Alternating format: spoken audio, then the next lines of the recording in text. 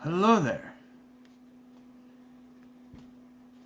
I'm Scotty. You're not. Welcome back to the Twilight Zone reviews. We are doing now Time Enough at Last. This was actually pretty good. Burgess Meredith plays Henry Bemis, a man who just wants to read. He wants to read.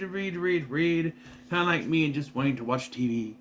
But his boss and his wife and the customers at the bank, they're on him about reading. And then some event happens that changes everything.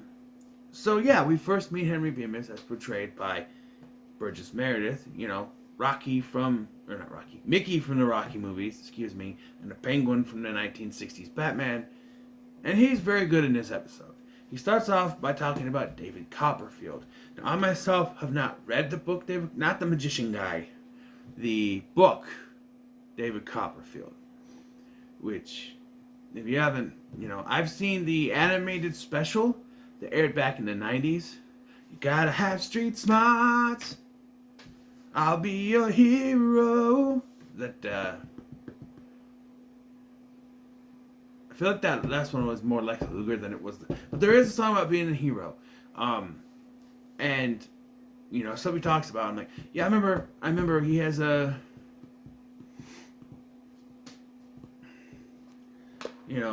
his father died, his mother remarried, his stepdad is the bad guy who has a sister who hates boys. Yeah, the whole thing. That's literally what it's from. He's talking about it. And the lady just wants her change back. You shortchanged me $1. And so, and his boss takes him into the office and says, you have to stop reading. You read too much. And I'm sitting there going, but you're the opposite of what they told us in school, right? Read. Reading is good for you. Read. Don't watch TV, read. And now they're saying you read too much. And he goes on to talk about how his wife won't let him read at home. Every time he has newspapers, she snatches it away. She won't let him have a book. And, he resorts to having to read the labels on condiments. She won't even let him use the ketchup. And then we follow Henry home. And we do get a comment from the boss saying that Henry spends his time in the vault at lunchtime reading and eating his lunch. And that does come to fruition. That does come back. But we follow him home. He's reading a newspaper. His wife comes and just takes it away and says, we're going to go over to the neighbor's house. We're going to play cards. And you're going to come with. And there's no reading. And I'm just like... And you have to change your shirt. I'm like, what's wrong with his shirt? It's a nice shirt he's got on. And it made me think of, it's the 60s. They had TV, but it wasn't as common. Everyone was watching TV all the time, like a lot of people do, like me. It's my job, basically. But... they're going to go play cards, We're going to play canasta. We're going to go play gin with the neighbors, We're going to, let's go play a game of Pachisi. Like, the whole thing.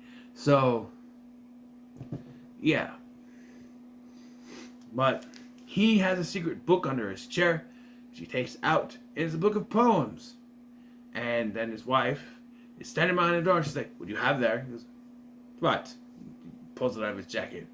A book of poems. Read me some. And you just know there's something going on here. I didn't catch it at first. I'm like, oh, wait a minute, there's something. When he goes to read the book, she has scratched out everything in the book. That bitch. His wife is a bitch. I'll say it right now. Henry, my man, your wife is a bitch. Okay? I'm just saying. Bitch. But yeah, we go back to the bank the next day, and he is taking his lunch in the vault. And I love how this is done. He's sitting there, he's reading the paper. Headline of the paper says that something about the H-bomb is going to drop. Then, his book flies open, his little pocket watch cracks, and then the whole thing just shakes. You hear a noise, the whole thing shakes. It turns out that hydrogen bomb, H-bomb, not A-bomb, H-bomb, hydrogen bomb is dropped, and everything and everyone is gone.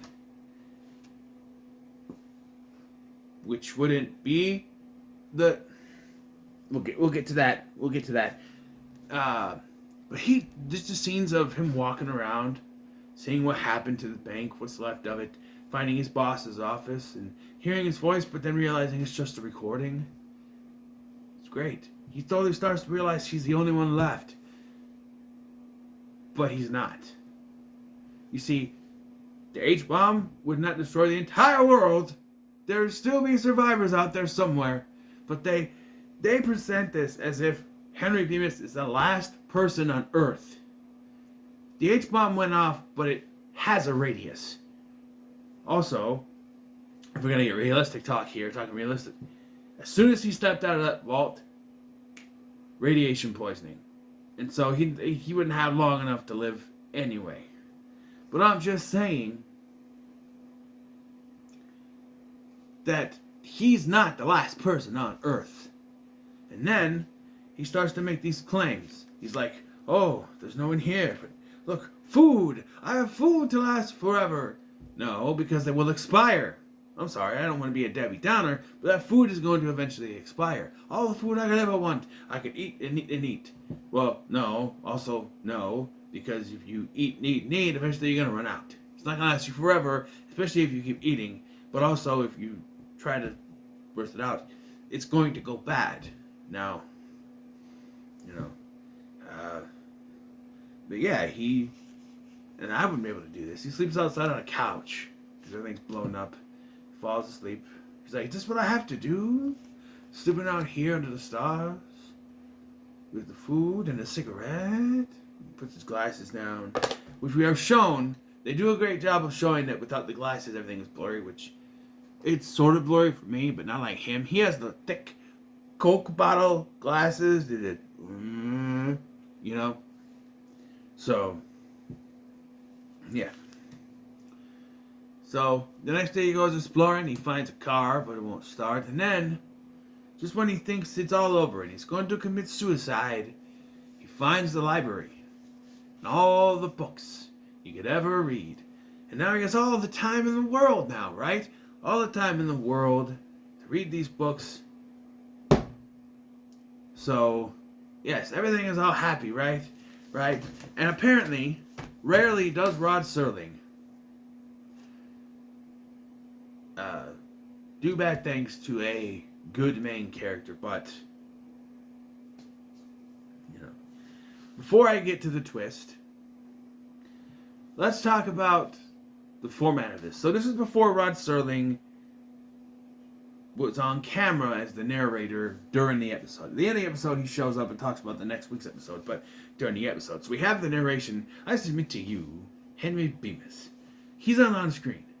Now, I'm watching these out of order. So I watched Eye of the Beholder first and then this one. And I commented in my review of that one that I loved how he came on screen and how it worked with the shadows and everything. And he was on screen. I love his presence on screen where he's sort of smiling, but he's not. And he's talking about things. I like it. Here it's just a voiceover. And it doesn't feel like it has any sort of emotion. Any sort of thing. It just, he recorded it and that was it. He didn't try to put any kind of oomph into it. Like his later on-screen appearances. Because, to be honest, that's why I have a problem with... I love Godzilla. Okay, I love Gojira. I love Godzilla movies. But a lot of the time, the voiceover stuff for the dubbing is just, oh no, it is Godzilla. We have to stop him. What are we going to do? He is going to kill us all. There's no... There's no... oomph. There's no emotion. There's just, oh, we have to record these lines. Let's do it. And that's what this feels like when it's a voiceover. Sometimes with dubbing, like in the last episode, Eye of the Beholder, you can tell there was a lot of dubbing. But it worked. But his narration here is very stale, very boring.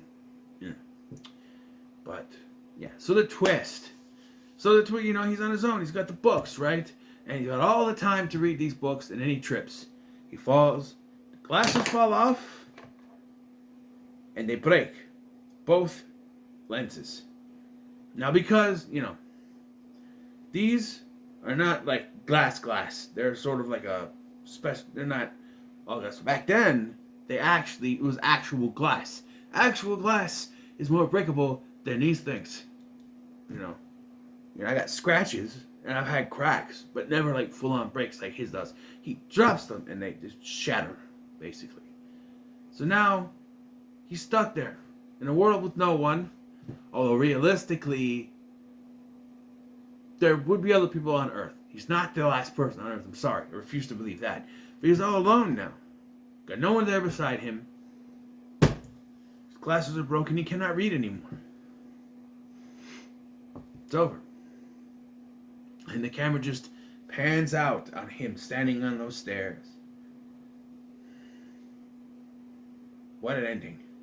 What an ending. It's a dark ending for a character that just wanted to read. He just wanted to read. When we left alone, wanted to read. And everybody's harping on him. And now he's finally got that chance. And then,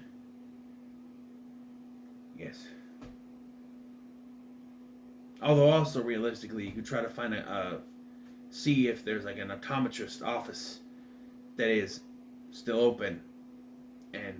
Or they're still not open, but still undestroyed, like the library. And perhaps there will be a pair he could wear. Who knows? Who knows, but it is a solid ending to a solid episode. I like this one better than I, the Beholder. Maybe it's because of Burgess Meredith's performance. He is great. Here, he really, gives an idea when he's happy. You can tell how happy he is when, Burgess Meredith in general was a great actor. Rest in peace. When he was happy, you could tell he was happy. When he's angry, you could tell he was angry. When he's sad, you can tell he's sad. He conveyed those emotions so well, and he does so well here. Didn't like his wife. Great actor. Great actress. Bad character. But, yeah. This is... I don't know. Don't quote me on this. I might want to rank all 15 of these and see which one of the ones I've done are better than the other, but who knows? So, what are your thoughts on this episode? In the comments below, like, share, and subscribe. Thank you for watching. I've been Scotty, and I'll see you in the next one.